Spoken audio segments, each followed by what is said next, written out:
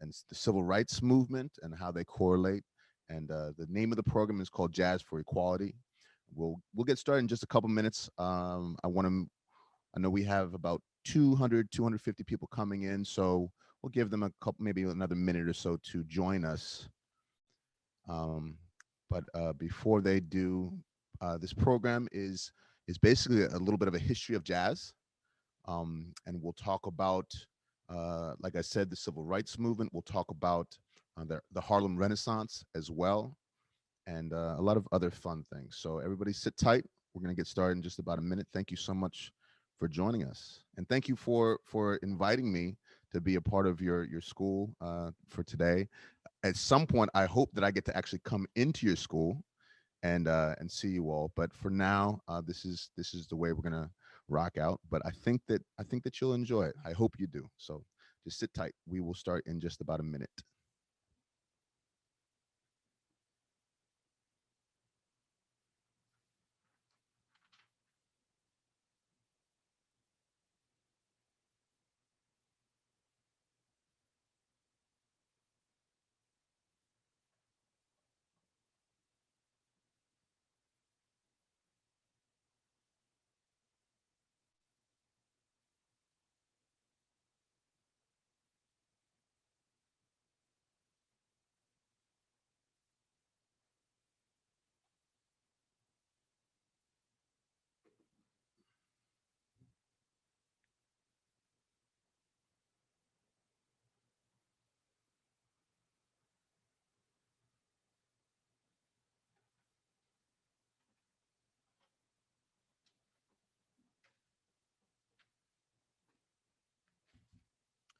Okay, it looks like we've reached that 100 mark. We have about 105 participants now, so I think we should get going, huh? So first of all, I'm interested. Give me a thumbs up, and I can see a lot of your screens. Give me a thumbs up if you like jazz music. Does anybody like jazz? Keep your thumbs up so I can go through and see. I see a few people. Okay. All right. Thumbs down. Cool. Cool. Cool. Give me a thumbs up if you think you know what the phrase social change means. The phrase social change. This is a tough phrase, and I I don't expect you to know it, but if you know what social change means, give me a thumbs up. Okay, thumbs down. Wonderful. That's good. That's good. All right. So we have some things to talk about. So for myself, I'll just let you know a little bit about who I am before we get into the nitty gritty of it. I am a jazz pianist here in Philadelphia. I'm a recording artist. I actually just recorded my third CD, which is coming out in within a week. Actually, it's called I Too Sing America, A Black Man's Diary. And actually, the poem that I based the title off, I Too Sing America, we will actually talk about that poem today. It is a Langston Hughes poem. So I'm going to incorporate that into today's assembly. But I'm a recording artist. I'm also a teaching artist. I work for the Kimmel Center, which is a wonderful building downtown. I do a lot of work with young people through the Kimmel Center, and then I do a lot of freelancing work where I play with other musicians. Right now, it's kind of strange because there's not a lot of concerts happening. Everything is basically virtual like this, but I'm really getting used to it. It's kind of cool because um, it's very difficult to get 200, 250 people into a room and get them comfortable. And this way we get to kind of, you're comfortable in your homes, I'm comfortable in mine. So we can kind of like enjoy each other. And I'm getting used to Zoom. So I hope that you enjoy the experience. So first I want to talk about jazz. I noticed that a few of you said, well, I know what jazz is. Okay, I get a thumbs up.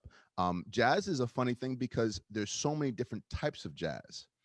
Um, I like to equate it to the color, whatever your favorite color is. My favorite color, I believe, is blue. It changes sometimes, but it's blue. So there's so many different types of blue, right? There's sky blue, there's midnight blue, there's navy blue, there's light blue. With all those different types of blue, it's similar in jazz that there's so many different types of jazz, different shades of jazz. So you might think that you know what jazz sounds like, but there's so many different versions. All right. So jazz originated over 125 years ago here in the United States of America. And it was created from several different types of music. It was created from blues music, which you might recognize.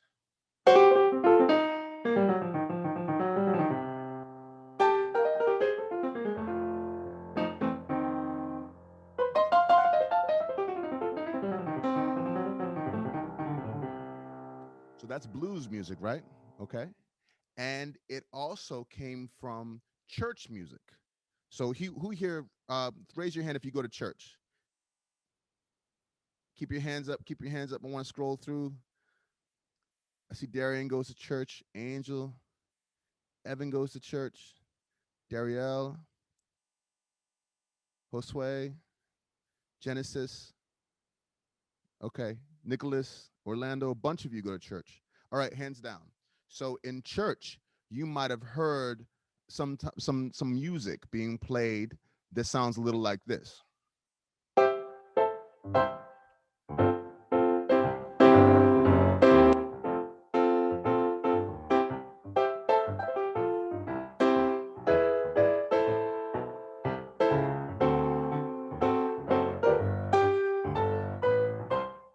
Okay, so you might have heard some type of music like that. So jazz incorporates both the blues that I played for you, the church music, and another type of music, a type of music that is from originally from Europe, and we call it, in general, we call it classical music.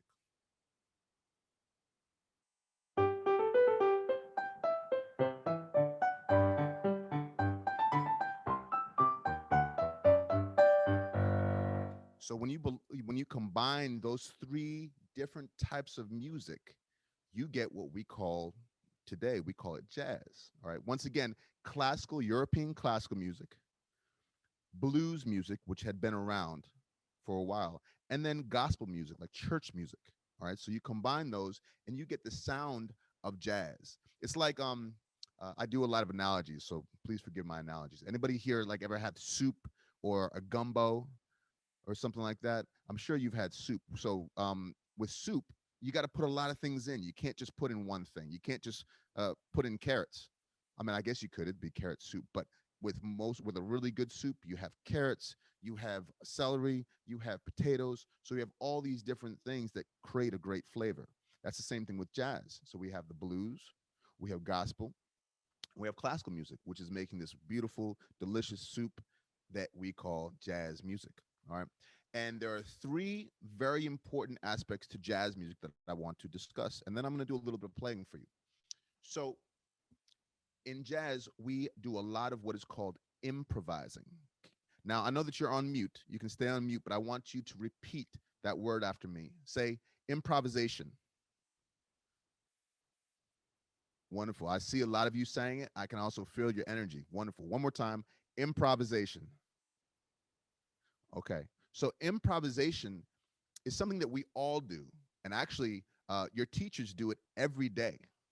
Improvisation is something where you make something up as you go along. Okay.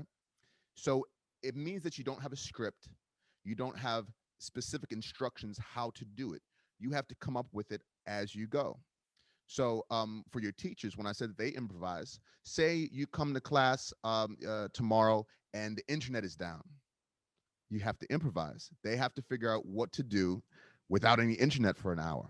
So anytime something doesn't go according to plan, you have to improvise. And in jazz music, there's a lot of improvisation. So I may play a song like this. Right? We know that song, but I could also improvise off of it.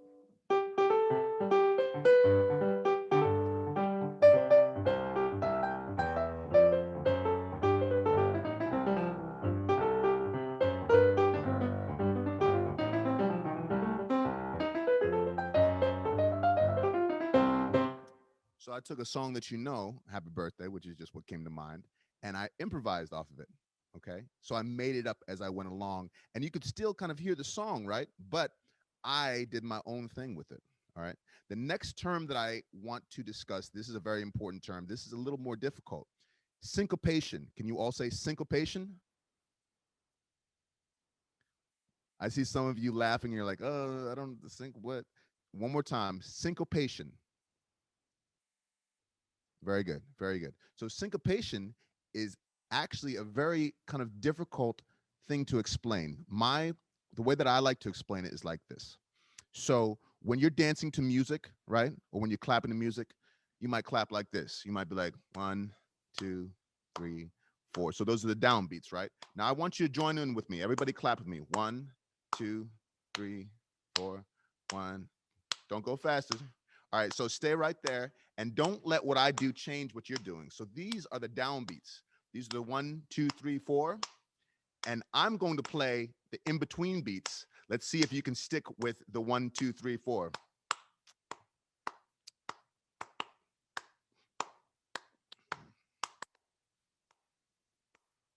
All right, and stop. So did you notice that when I started doing what I was doing, the syncopation, I was clapping on the in-between beats? That is syncopation. It's utilizing the in-between beats and not landing on the 1, 2, 3, 4. So that happens a lot in jazz music. You'll see what I mean when I start playing a little bit. The last term that I want you to understand is rhythm section. Everybody say rhythm section. Rhythm section, okay. So rhythm section is just the group of instruments that are in charge of keeping the time. So that would be the drums, that would be the piano, that'd be the bass, that'd be the guitar. So these are all rhythm section instruments, and you will see these instruments playing together very often in jazz music. This is very, very common in jazz music. All right. So I want to play a song for you. We just talked about how jazz began, kind of how it came to become a music that came out of the styles of blues and gospel and classical.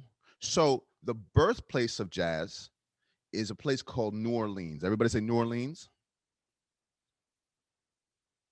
One more time, New Orleans. Looking to see if y'all saying it. Okay. All right, cool. Now, I bet that a lot of your teachers have maybe been to New Orleans once or twice. Um, New Orleans is a beautiful place with a lot of music, and that is the birthplace of jazz. And let me actually show you. I'm going to show you a picture of one of the great musicians that came from New Orleans. So, oh, I'm sorry. So this first picture actually, here we go, as it comes up. This is a picture of a New Orleans band.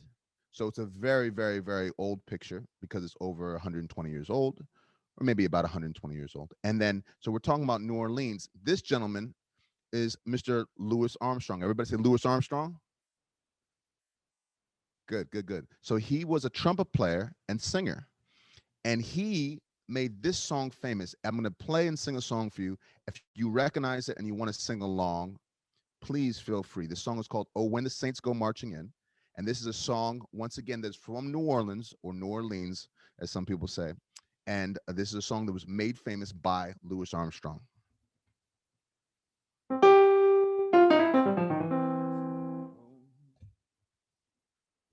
Oh, when the saints go marching in. Oh, when the saints go marching in. Oh, how I want to be in this number. Oh, when the saints go marching in. Oh, when the saints go marching through. Oh, when the saints go marching through. Oh, how I want to be in that number. Oh, when the saints go marching. So now I'm going to improvise, like I said.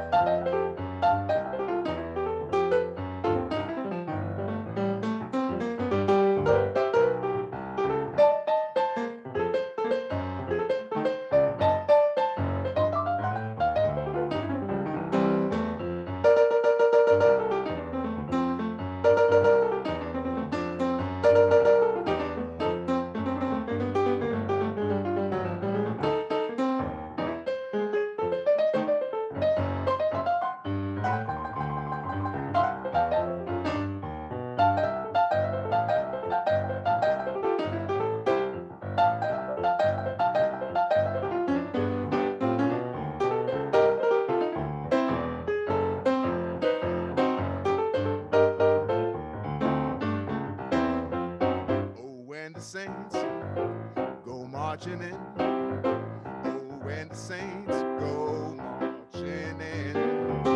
Oh, how I want to be in that number. Oh, when the saints go marching in.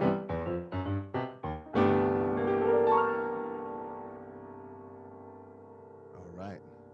Can I get a snap or something? Can I get a thank you, thank you, thank you, thank you, thank you. So that is "Oh When the Saints Go Marching In," which, as I said, is a very famous New Orleans song, and that's how New Orleans music sounded. Um, this is back in like 1890, in the beginning of the in like 1900. Like this is how music sounded. The jazz sounded. Okay, and so what happened was actually as jazz became more and more popular, jazz grew and it changed its location. So I'm going to share my screen once again. And after Louis Armstrong and New Orleans music, we go up to New York, New York City. Has anybody ever been to New York City? Raise your hand if you've been to New York City.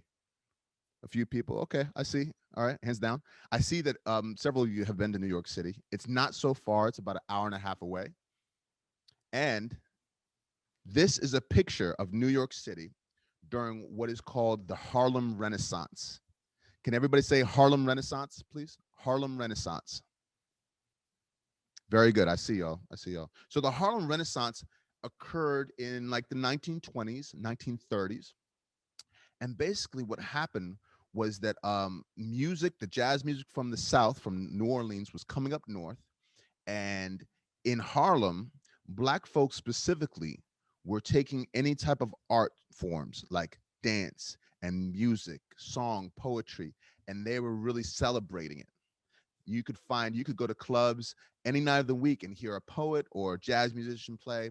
And now I wanted to show you this picture because it shows how people were dressing. People would dress up, they'd wear top hats, they'd wear suits, they get all fancy. Even the kids, even the young people your age, you can see are wearing suits and very dressed up. So they would dress up, they would go out and they would celebrate um, art and music. And one of the most famous musicians during this time, during the Harlem Renaissance of the 1920s and 30s, was Duke Ellington. Everybody say Duke Ellington, please. Say Duke Ellington. Good. So Duke Ellington is a name that you might have heard before. He is one of the most popular jazz musicians of all time. Okay, and at this time we went from New Orleans music and jazz kind of changed its name. Remember how I said that jazz had all these different shades and colors? So jazz is no longer as much New Orleans music because partly because it's moved out of New Orleans. Now it's what you call swing music. So if you do this, this is the sound of swing music. There's a easy way to hear swing music. Can y'all do this for me? We're gonna pretend that we're playing drums. All right, so I'm sitting at my drums, and on my left-hand side, there are two cymbals, and they sound like this. I want you to do it with me. You try it.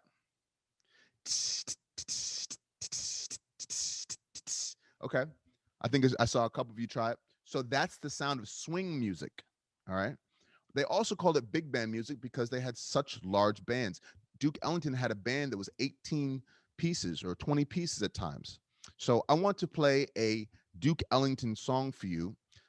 This is a song that is very well known and still played a lot today. It is called Take the A Train. All right. And this song is about exactly what it says. It's about taking the A train. In New York, they have trains that are labeled A, B, C. So you take the A train to get up to Harlem. Harlem, again, was the area where all of the arts were really flourishing. There were a lot of jazz clubs, a lot of poetry clubs. So this is Take the A Train. Check this out.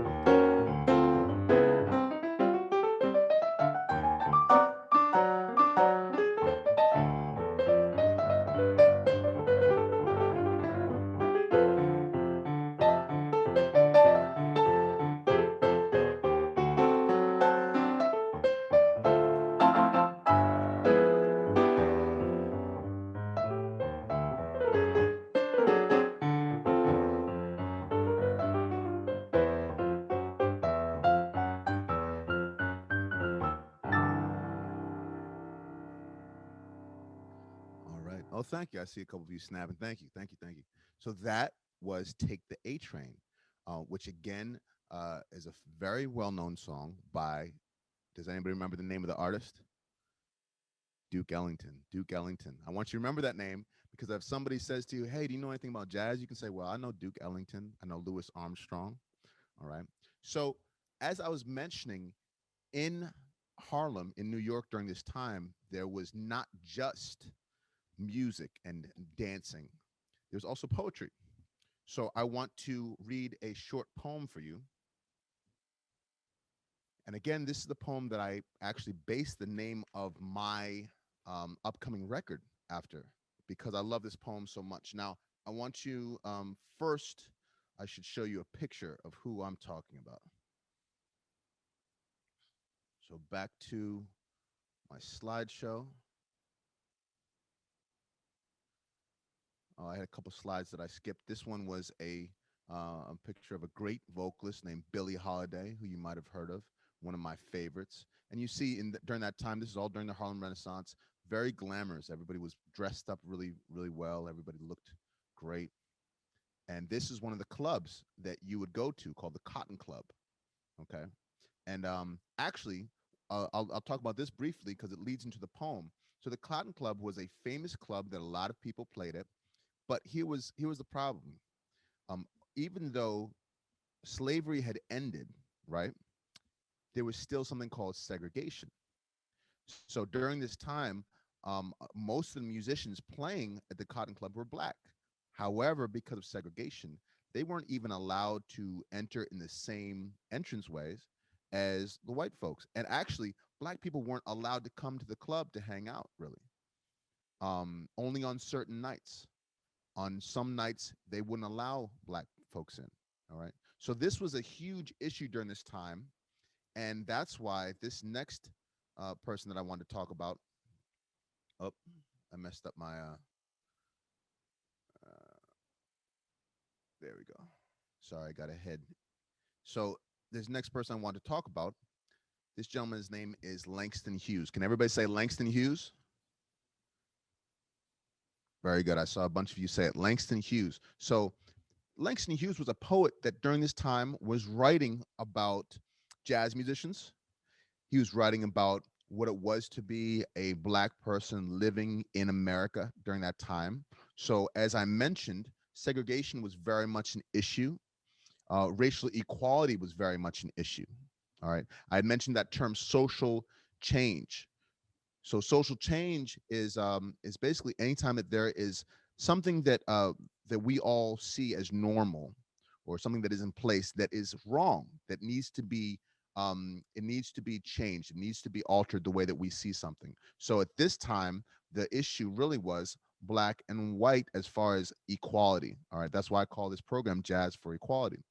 So very often, Langston Hughes was talking about equality. I want to read this one short poem and talk about it briefly, and then we'll move on to the next phase of jazz. All right. So this poem is called "I Too" by Langston Hughes. I too sing America. I am the darker brother. They send me to eat in the kitchen when company comes, but I laugh and eat well and grow strong. Tomorrow, I'll be at the table when company comes. Nobody will dare say to me, "Eat in the kitchen" then.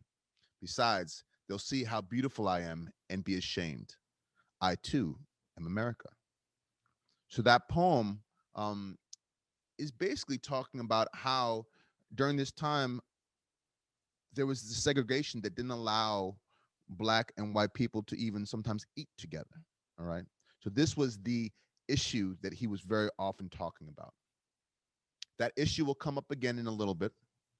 Let's move on from the Harlem Renaissance. The next period of time that I want to briefly talk about is actually post World War II. So we got into a world war and it ended in 1945.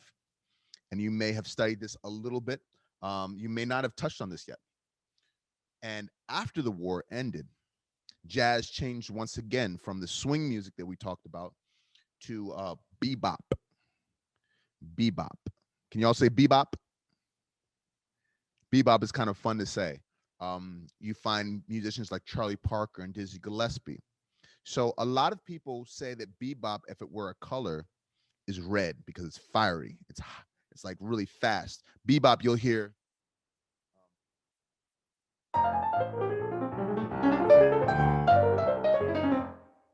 So you'll hear very fast music very often. But out of bebop came something called cool bop. Everybody say cool bop. Cool bop. Yep. So in cool bop, we got a musician named Miles Davis, who's very, very famous. And if cool bop were a color, it'd be more like a blue. All right. So Miles Davis brought in this whole concept of like cool jazz. All right. It was making jazz like cool and calm and smooth and relaxing. He even had a record called Relaxing.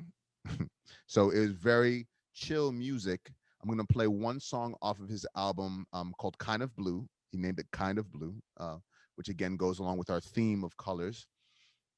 And to get an idea of how um, well received this album was. It's the best selling jazz record of all time. It sold over 5 million copies, and that is twice the amount. I was trying to find some records to equate it to. Anybody here listen to Beyonce? A couple people I see. I see Evie does, Lenny does, a few other people. Okay. I know Ivy does. Okay. So Beyonce's last record that was a high selling record was Lemonade that sold 1.5 million copies. So this record, Kind of Blue, sold more than twice as many times records. So it's very popular. It is worldwide, and this is a song from Kind of Blue by Miles Davis. And actually, I see a couple people putting their hands up. So I want to mention we're going to save a little bit of time at the end for a couple of questions. All right. So if you have questions, maybe write them down, put them, stick them in your head somewhere that you won't lose them, and I'll take a couple questions at the end. All right. So this is all blues.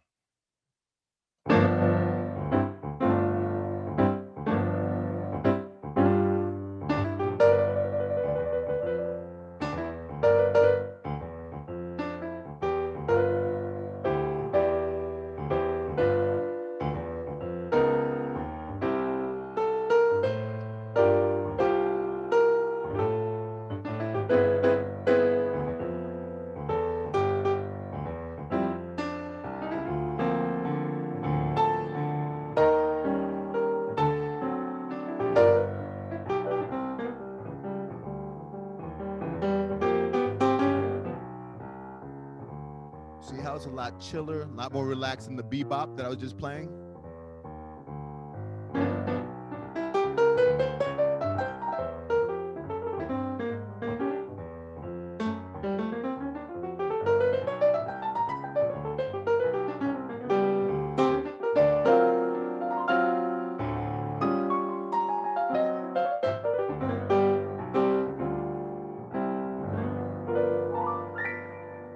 So that's some cool jazz for you, some cool bop.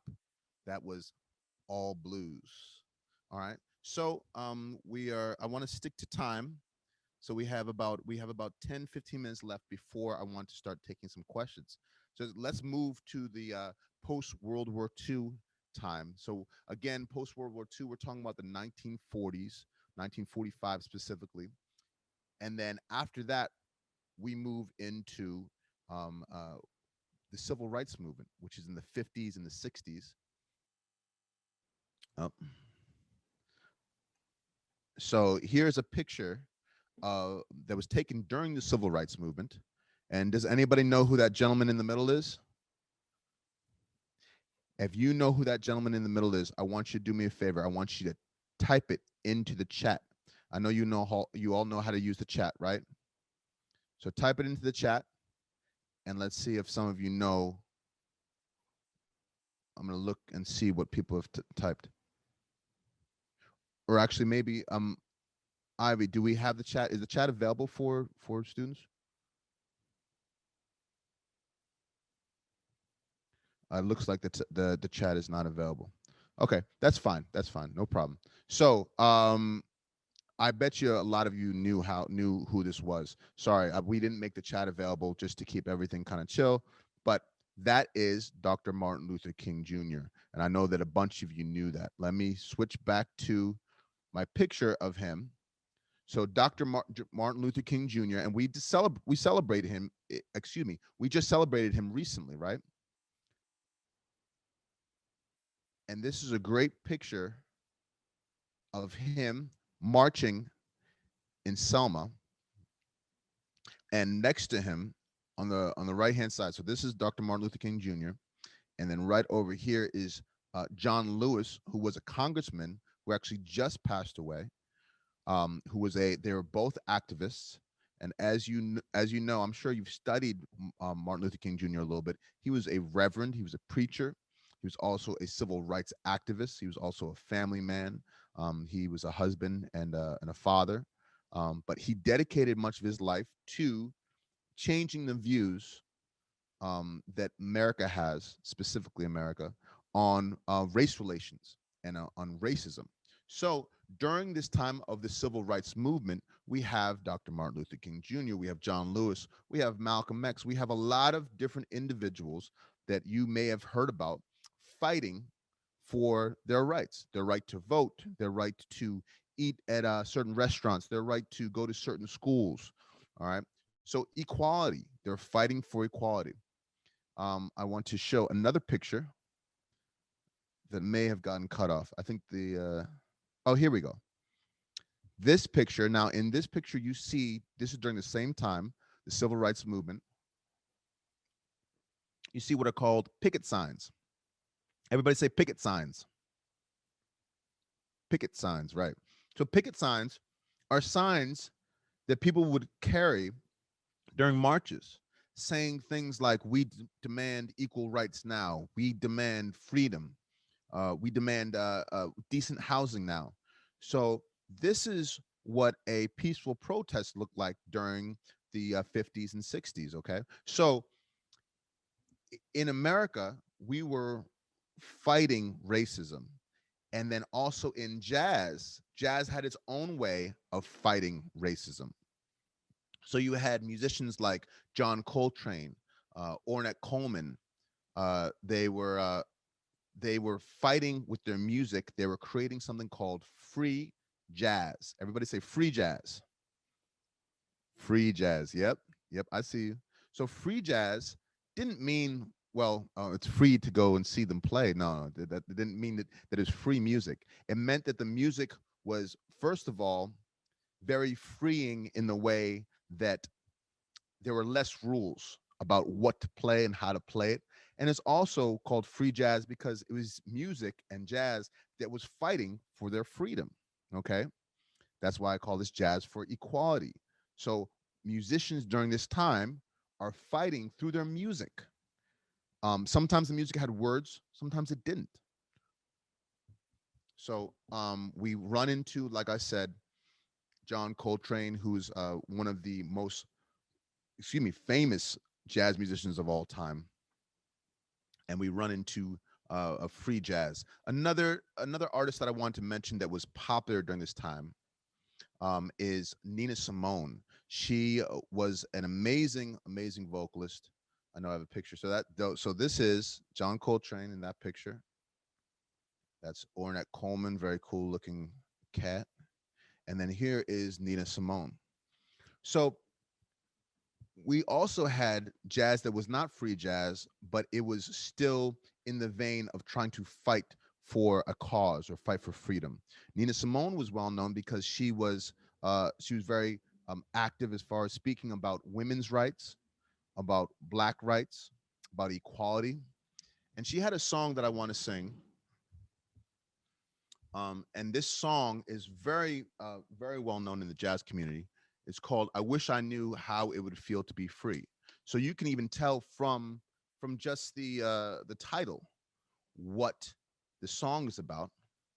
And I'm going to sing it so you can hear some of the words. I'm not much of a singer, but I enjoy singing, and it's a great way to express yourself. And it's very important for you to hear some of these words because this was the kind of music that was being made during that time in jazz music to fight such things as racism and hatred.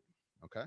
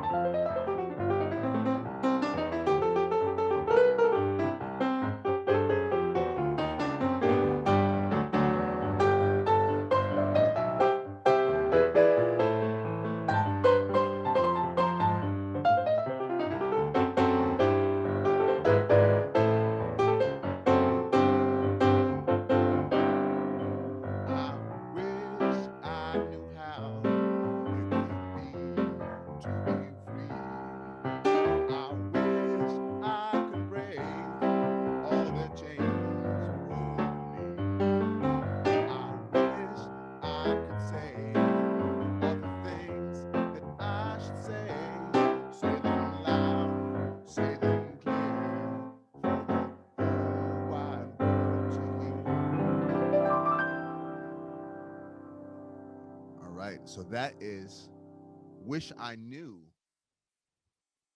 Oop, sorry, I disconnected myself. So that was I Wish I Knew How It Would Feel to Be Free.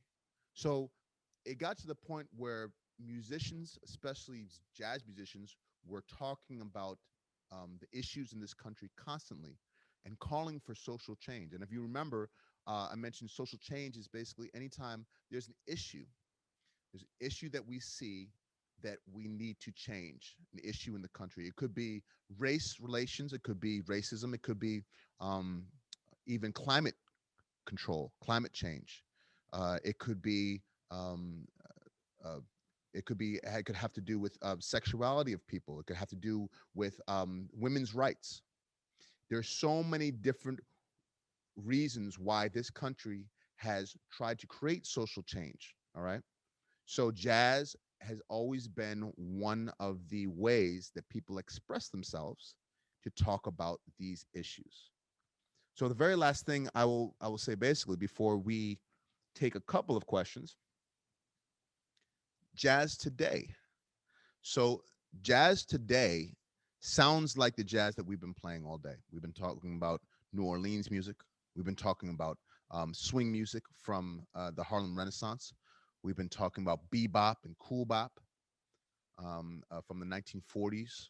We've been talking about also from the civil rights era, the free jazz that we heard from like John Coltrane and Ornette Coleman. All right. Now, jazz today, you hear a lot of jazz in the music that you all listen to. Who here listens to rap music? Anybody? I'm seeing a few. Let me see. Keep your hands up. I see Darian does. Ivy does. Jacobson does. Magdalena. Evan, keep your hands up. I want to see. Alana, Nicholas does. David, David does. Jeremy. Okay, hands down. Geraldine does. So a lot of you listen to rap music. So here's the thing.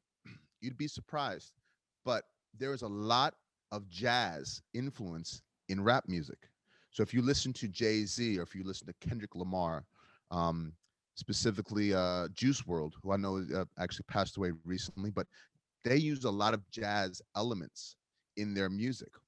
So the next time you listen to rap music, listen to see if you hear any improvisation or if you hear any of the rhythm section that we talked about, like the bass, drums, and piano. You'll probably hear some of that in the music that you're listening to. And there's a way actually of taking old jazz music and using it in new music. It's called sampling. So a lot of people today use sampling to take old jazz music and put it into newer music. And so sampling is basically where you take a little snippet of something and you take that short recording of an old jazz song and then you use it in a new rap song. You put a different beat to it. Okay, so that happens a lot. And some of my favorite groups. Now I'm going to age myself, and these are probably groups that you haven't heard of, but Diggable Planets and A Tribe Called Quest and De La Soul, they all use elements of jazz. So although you may think that jazz is a very old style of music, it is still being used very often today in not only rap music but in pop music. I heard a Ariana Grande song that utilized an old jazz standard called My Funny Valentine. So people are still listening to jazz and people are still using jazz music to influence the music that they play and listen to today. So, look, I want to take a couple minutes, and this is how we're going to do this. If you have a question, uh, Ivy, I believe you have control. And if you have a question, raise your hand and Ivy will call on you. You can raise your hand virtually by using the reactions button and raising your hand virtually, or you can actually raise your hand if you have a camera. And I see that many of you have your cameras on. So, does anybody have a question for me about jazz music, or maybe about myself?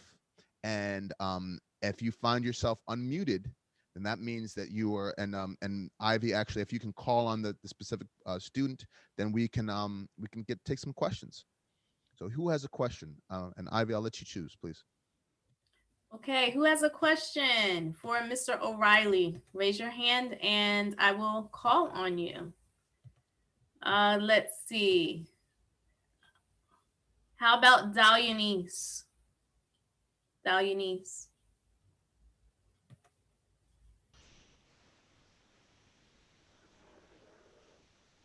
Go ahead, Dalianese. Can you hear me, Dalianese? Oh, we can't hear Dalianese. We can't hear Dalianese. Okay, does anyone else have a question? Because we're having a problem with Dionyse's internet. Dionyse, maybe we'll try to come back to you. How about Natalia? Go ahead, Natalia. How can you recognize jazz? Oh, was the hi Natalia. So was the question, how do you recognize jazz? Yes.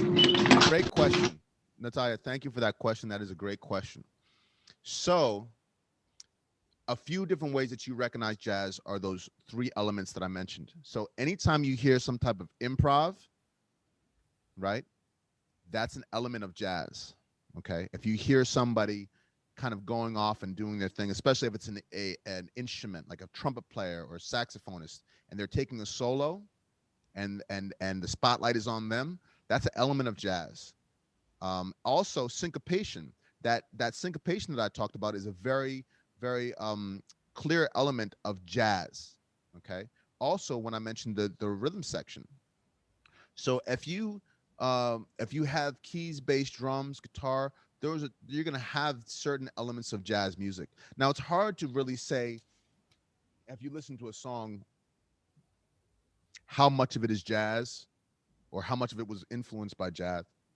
Excuse me. But I will say this: jazz, being that it was the first music that was created here in the United States of America, it's the first original music that we have. Jazz is an element of much of the music that you listen to. So, I mean, it's kind of difficult sometimes to say, all right, this is jazz, this is not jazz. But any of those elements that I mentioned, and especially if you hear like horn players taking solos, that's going to be jazz. That's a great question. Ivy, do we have a couple more questions? Okay, if you have a question for Mr. O'Reilly, raise your hand so I can see you. How about Michaela Gonzalez? How did you get into jazz? Michaela, thank you for your question. Great question. How did I get into jazz? So I was taking piano lessons when I was about 3 or 4 years old, and my mother played piano. She played mostly classical piano. We used to take um, uh, parent-child lessons together for a long time. And then I got a little bit better. I got a little bit better, and when I was about 10, 11, I started taking private lessons. And I used to listen to a lot of at that time I was listening to a lot of older music like Otis Redding, Motown, soul and funk music, a lot of music from like the 50s and 60s. A little bit of jazz too. I was getting a little bit into it just because my dad listened to jazz. But what happened was that I was taking piano lessons with a teacher, and my teacher asked me one day, "Have you ever heard of Oscar Peterson?" And I said, "No." Well, he said, let's check out some Oscar Peterson. He put on an Oscar Peterson record for me called Night Train, and I fell in love. I love jazz from that moment. Oscar Peterson is my favorite pianist. He passed away about 10 years ago, but he was an amazing pianist, and he kind of played in this style. He very much encompassed the styles that I talked about, the blues and the gospel music. So he play like this.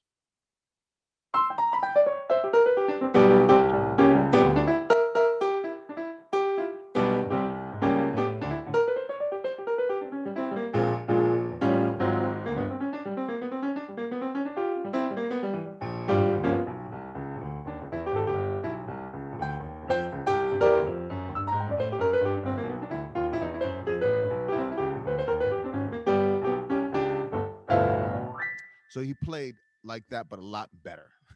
So I was like, I want to sound like that. So I started learning some Oscar Peterson music and listening to more and more jazz. And then at a certain point in middle school and high school, they had jazz bands, and I joined the jazz band. I used to play saxophone. So I played saxophone in the jazz bands, and I just fell in love with jazz, and I ever since then I've been playing. So great question. Thank you. We have time for a few more questions. Okay, raise your hand if you have a question, and I will call on you. How about Onelia? Are you willing to like be a famous piano player because you love playing the piano so much? Am I very cool question? I've never been asked that. Am I willing to be a famous piano player? So, I, I don't really know what constitutes fame. I guess fame is maybe when you get to the point where everybody recognizes you on the street. I don't think that I really need to get that famous where if I walk down the street, people are pointing at me and like, "Oh, Luke, that's Luke O'Reilly. Let me get your autograph." I don't really want to get that famous because I kind of enjoy having my own privacy. But I do enjoy playing all over the world. I've traveled and played in Europe. I've played in France, in London, and in England. I've played in Switzerland. Played in South America. So I enjoy being able to travel. So I think it's more important for me to be able to travel and see some new places than to become famous. So not so worried about becoming famous. Um, I think I think that like creating music and then also working with young people, like doing programs like this, is a little more important to me than becoming really, really well known. So, but good question. Okay, we have time for some more questions, Mr. O'Reilly. Of course, of course. Okay, raise your hand so I can see who has a question and we'll call on you. Let's see, I'm scrolling through. How about Inari? Inari. What's your favorite type of jazz? Ooh, good question. What is my favorite type of jazz? My favorite type of jazz is kind of, we didn't really talk about it, but it kind of goes into the category of the last type of jazz we talked about when we talked about jazz today and how it combines with hip hop and R&B. So there's a group called The Roots. I don't know if you all know The Roots. They're from Philadelphia. They're on the Jimmy Fallon Tonight Show. I love The Roots and like Jill Scott. So I kind of like the type of jazz that combines hip hop and R&B with jazz music. So it's going to sound a little more like this.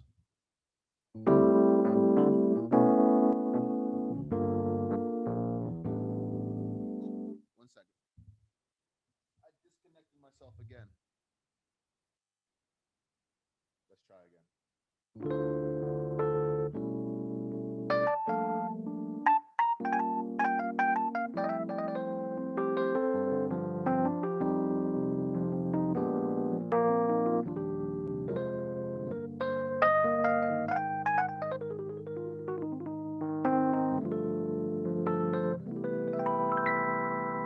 So that's kind of a combination of jazz music and like a little bit of R&B and hip hop. So that's great question. That's probably like my favorite type to play at the moment. But I mean, if you ask me a year from now, that might change. Who knows? Because I love jazz and there's so many different.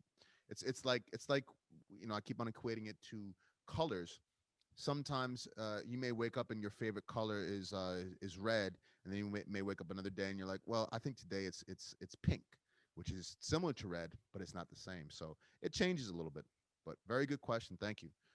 We can take a couple more. Okay, let's scroll through and raise your hand. Let's see who I can see. How about Matthew? Matthew. Like, how long have you been into jazz since you like first started getting into jazz? Good question. So I will admit that I'm 38 years old. I I I have to say, so I was just looking and I see Geraldine Diaz, and Geraldine, your face was like 38. She was like, "Oh my goodness." Yes, I'm 38 years old. So I'm probably around the age of maybe some of your parents. Um and I've been playing and listening to jazz for about 30 years almost. So and I've been playing music for 34 years. So I've been playing most of my life, and I've been listening to jazz. And one of the most important things, if you are a young person that is really into music, and you say, say you're really into music and you want to become a musician, one of the most important things you can do is listen. You have to listen to it a lot. You're not going to be able to do anything without doing a little studying. So if you want to be a basketball player, you got to watch some basketball to see how it's done. If you want to play rock music, you got to listen to some rock music. So I've listened to a lot of jazz. You can't see it. Well, yeah, you can't really see it, but back here in my apartment, I have all these CDs. I know that makes me super old, but I have like 1,000 CDs. Um, that's something old school that y'all don't know nothing about. That's cool. But I listen to a lot of music, so I've been listening to jazz for over 30 years. Good question. Okay, let's take another question. How about Romello? Romello. What is your favorite band from any jazz, hip hop, anywhere, any music? Any band. Okay, my favorite band. This is gonna be a age thing too, because I'm sure a lot of you will be like, "What?" My favorite band of all time is called Earth, Wind, and Fire. Raise your hand if you heard of Earth, Wind, and Fire. Okay, a couple of you have. All right, hands down. And again, maybe if you asked your parents or your grandparents, if you said, "Hey, Earth, Wind, and Fire, have you ever heard that band?" They're gonna be like, "Oh my goodness, that's my band. That's my favorite." So that is my favorite band of all time. And one of the reasons why is because they have a lot of elements of jazz, and they have a lot of elements of funk and soul. Remember, I was talking about that soup and how you put all this different stuff into it to make it taste good. They have that's like a soup that has everything in it. It has chicken, it has beef, it has potatoes, carrots, like everything you could ever want. That is Earth, Wind, and Fire to me. So cool question. Thank you. I think we can probably take two more. All right, raise your hand so we can see. I'll try to scroll through. Let's see who has questions. I'm scrolling through. How about Lewis? Lewis.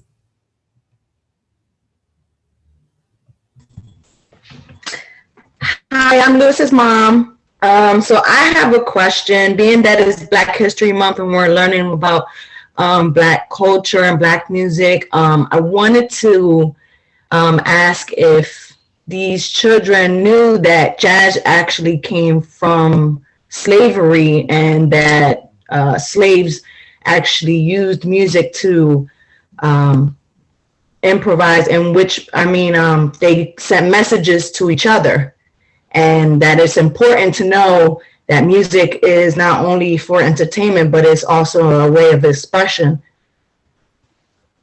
Well, thank you, Lewis's mom, for mentioning that. So, I didn't get so into that, but yes, absolutely, everything that she's saying is right. So when I talked about the blues and talked about church music and gospel music, a lot of those elements were taken from slavery times, and the blues was something that was sung.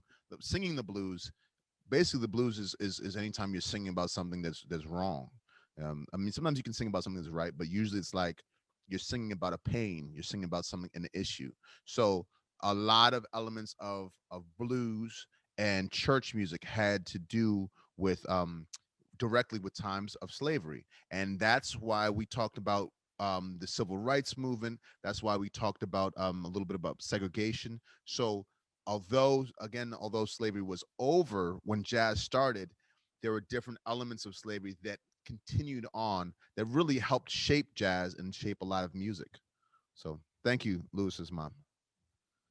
We can do one more question, Ivy. One more question. I don't want to take too much of your time. I know we planned on 60 minutes. Okay. All right. One more question we're going to take. Let's hear from Lyric. Lyric. Is your family into jazz? Ooh, good question. So I have a little sister who is not into jazz at all. She's into pop music. And then I have my mother is very into jazz. I've gotten her a little more into jazz recently, and she still plays piano, mostly classical piano, but she does love jazz music. And my father, he actually passed away a couple of years ago, but he was probably the first one to get me into jazz music. He had jazz CDs laying around, and I remember being 5 and 6 years old and popping one of his CDs in. And at the time, I didn't love everything because jazz is a pretty can be a fairly kind of adult type of music. Although a lot of young people do like jazz, certain types of jazz can be very kind of adult. So I listened to it and I was like, "Ugh, this is not really what I'm trying to listen to." But I would listen back to it again and realize, oh my goodness, that was like amazing music that I was listening to. I just didn't appreciate it. So I would say if you've listened to jazz before and you don't think you like jazz, maybe try again. Maybe listen to A Kind of Blue, which is the most famous and most popular jazz album of all time. Maybe check out some Nina Simone. Maybe listen to some Louis Armstrong. You have to find the type of jazz that you like, because one type of jazz is not going to be for everybody. Like Kayla, Kayla might like jazz that has pop elements, and Jeremiah might like jazz that has hip hop elements. And Dionysus, sorry, Dalyanis. I apologize. I said your name completely wrong. You might be like, you know what? I really like blues music. I like blues and jazz. So you have to find kind of again, it's like food. Not everybody's going to like the same food. You have to find the flavor that you like of jazz. And I mean, I've been lucky to find the flavors that I like, and I'm still learning about new jazz that I like. I'm still hearing new jazz music that may not even be new. It may be from 50 years ago, but I'm like, I've never heard this before, and I may really, really enjoy it. So, look, I apologize to everybody who has their hands up, hands down, because we're actually we've got to finish the program. I apologize. I appreciate that you have some questions. I'm glad that you're interested. I really hope that you enjoyed this assembly. I believe no. So, Ivy, is this the group that will be on for tomorrow's concert? Is everybody here? Actually, for tomorrow's concert, it will be to the entire network. Okay. So all of our schools will be able to jump on. Wonderful, wonderful. So, hopefully, I will see you tomorrow. Excuse me. We're gonna have a short concert. It's gonna be about maybe about an hour or so. So don't be afraid that you're gonna. I hope you don't fall asleep, although it's nighttime. So I don't know. I wouldn't be surprised if some of you like get really relaxed and like kind of pass out on the couch. But please join us. I will have two other musicians with me, and we will be very safe, social distancing, and wearing masks as well.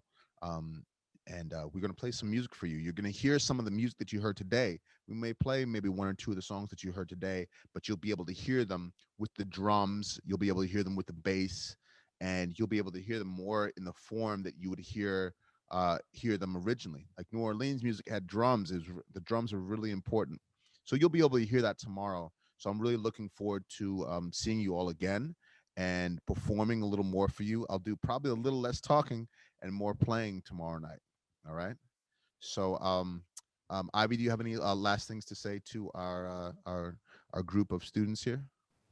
Well, first of all, we want to thank you, Mr. O'Reilly, for doing such a wonderful job presenting to us today. Of course. I'd like to remind the students of the time of the concert tomorrow. It is at 7 p.m., 7 o'clock in the evening. And there is a YouTube link, and you can get your parents to help you out with that to jump onto YouTube for the concert. All right, so maybe we can just give Mr. O'Reilly like a hand clap at home or like an air applause. Thank you. Air applause. Well, thank you so much. Thanks again. And I'm looking forward to seeing you all tomorrow night at the concert. Thank you for joining me. Thank you for your energy. I could feel your energy. I know Zoom is weird, but I can feel your energy. I like all the questions. I appreciate it. And looking forward to seeing you all tomorrow night. All right. Everybody have a great day and see you tomorrow.